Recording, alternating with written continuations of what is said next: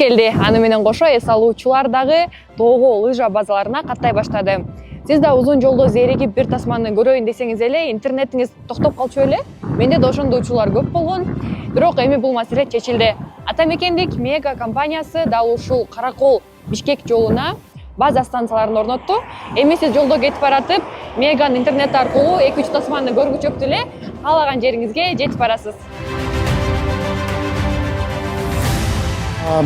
Бул трасса боюнча бүт трасса интернет менен камсыз болду.